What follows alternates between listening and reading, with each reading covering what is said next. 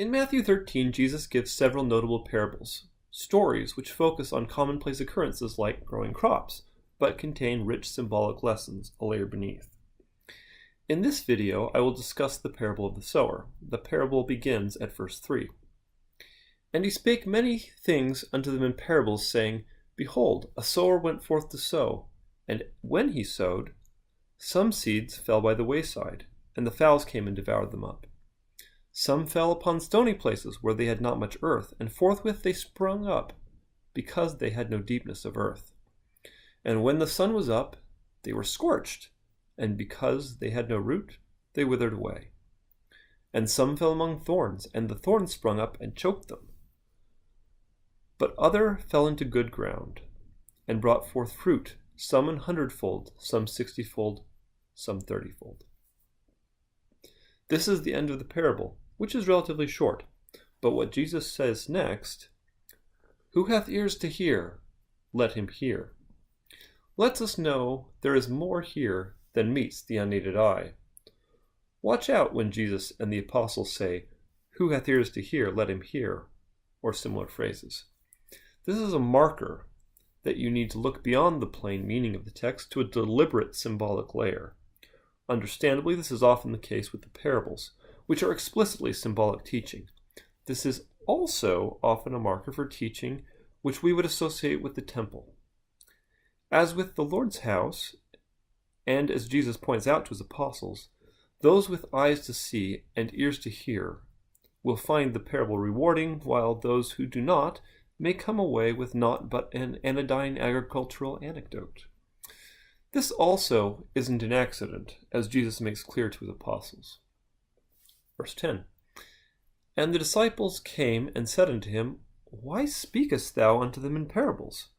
He answered and said unto them, Because it is given unto you to know the mysteries of the kingdom of heaven, but to them it is not given. The term mysteries is another marker that lets us know that we are dealing with symbolic teaching. It too is often associated with references to the Lord's house when it occurs in the scriptures. As we will see here, mystery does not mean that it cannot be understood, or that we aren't meant to understand it, but rather that it will be understood by those who are spiritually prepared to receive further light from the Lord. Verse 12. For whosoever hath, to him shall be given, and he shall have more abundance. But whosoever hath not, from him shall be taken away even that he hath. Therefore speak I to them in parables, because they seeing see not, and hearing they hear not, neither do they understand. And in them is fulfilled the prophecy of Isaiah, which saith, By hearing ye shall hear, and shall not understand, and seeing ye shall see, and shall not perceive. For this people's heart is waxed gross, and their ears are dull of hearing, and their eyes they have closed, lest at any time they should see with their eyes, and hear with their ears, and should understand with their hearts, and should be converted, and I should heal them. But blessed are your eyes, for they see, and your ears, for they hear.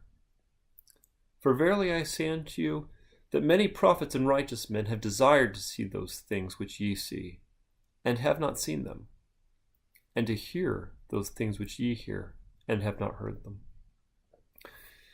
Jesus speaking in parables is not exactly a compliment to many in his audience, but rather reflects the fact that many of those in his audience are spiritually immature, and instead of receiving have cast out light and knowledge to such a degree that if Jesus were to plainly share his teaching, it would condemn them rather than blessing them.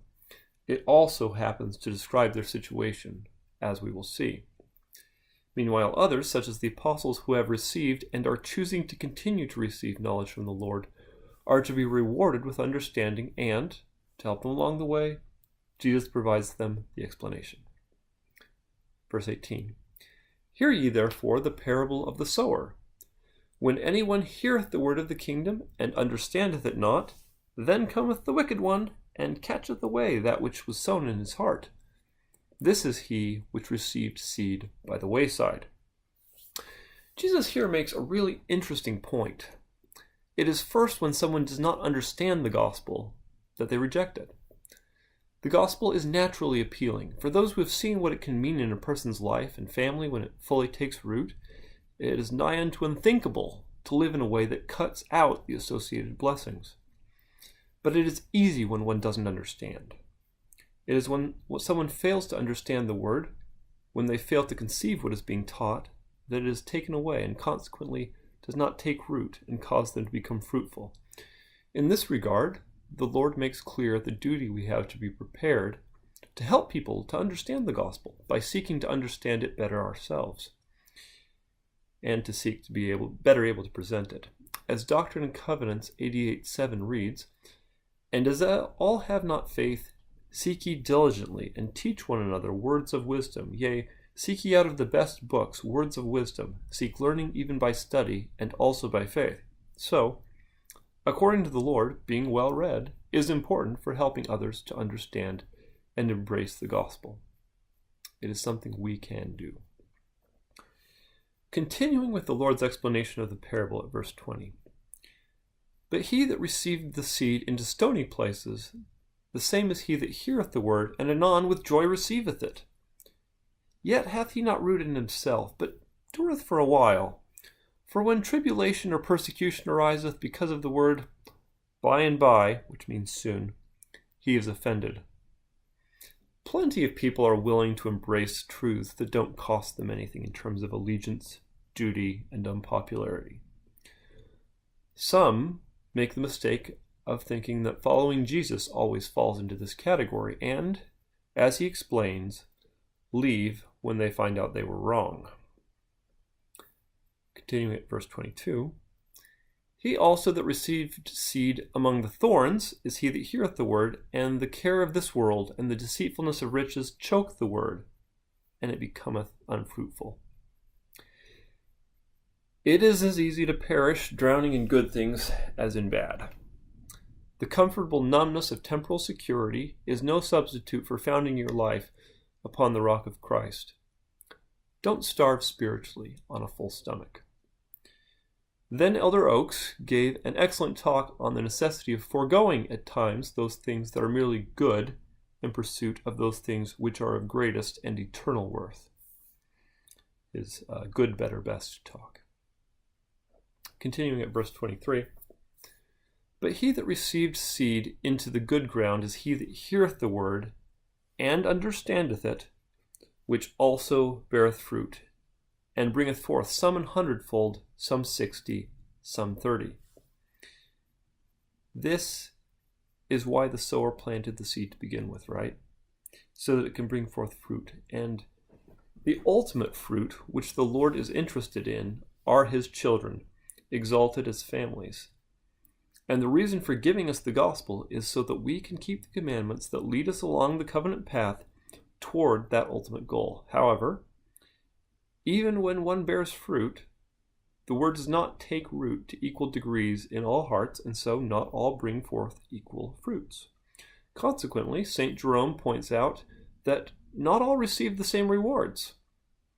Quote, "The fourth proposition of Jovinianus, that all who are saved will have equal reward, is refuted by the various yields of 30, 60, and 100-fold in the parable of the sower, by the stars differing in glory of 1 Corinthians 15:41. It is strange to find the advocate of self-indulgence now claiming equality to the saints. But as there were differences in Ezekiel between cattle and cattle, so in St. Paul between those who built gold or stubble on the one foundation. The differences of gifts, of punishments, of guilt, as in Pilate and the chief priests, of the produce of the good seed, of the mansions promised in heaven, of the judgment upon sins both in the church and in Scripture, of those called at different times to the vineyard, are arguments for the diversity of rewards. The parable of the talents holds out as rewards differences of station, and so does the church in its different orders.